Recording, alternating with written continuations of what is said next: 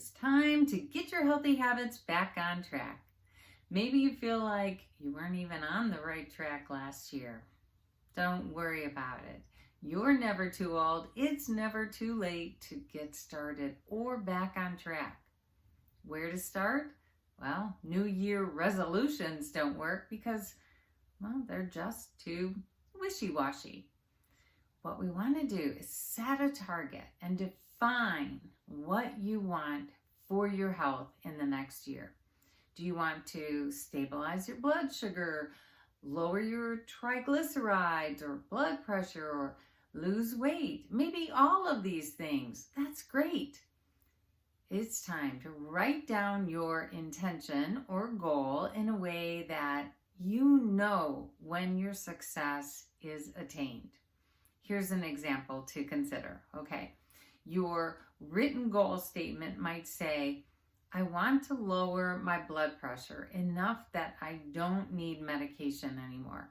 I'm going to tell my doctor this week, and I'm going to ask her to really closely monitor me while I'm making my lifestyle changes so that my medications can be adjusted and lowered as needed. I'll know I've attained my goal then when I'm completely off my medication with, of course, my doctor's agreement that I don't need it anymore.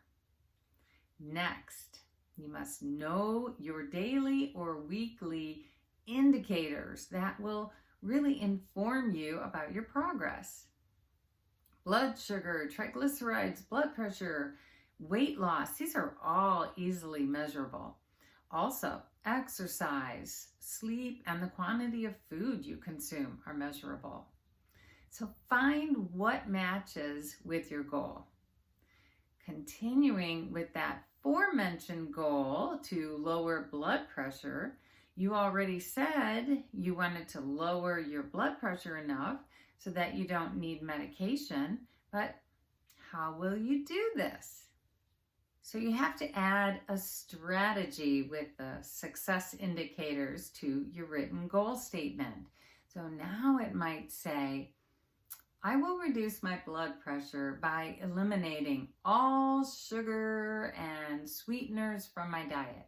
And I'll exercise 3 days a week in Kathryn's exercise class. You see, your indicators must be able to be charted. That doesn't mean you have to chart these. You don't have to monitor your progress this way. But you do have to know at the end of the day, could you check a yes that you had no sugar? Or would you be able to check yes that you did attend the exercise class? It's yes or no. You either did something or you did not. So that's how specific we want to be when it comes to measuring. And maybe you really do make yourself a chart because a visual of your progress really can be a big help with motivation. So again, note, I didn't just say I'm going to eat less sugar or exercise more. You see, it's probably the biggest obstacle to success. If you have the words less or more in your goals, then you're just not really able to know if you're on track. So if exercise is one of your goals, you must be able to put it on your calendar and even set reminders on your phone. When and where will you do what type of exercise? So keep this in mind. If you say you're going to walk 5 days a week, well, which 5 days will you plan on? And what will you do if it's bad weather?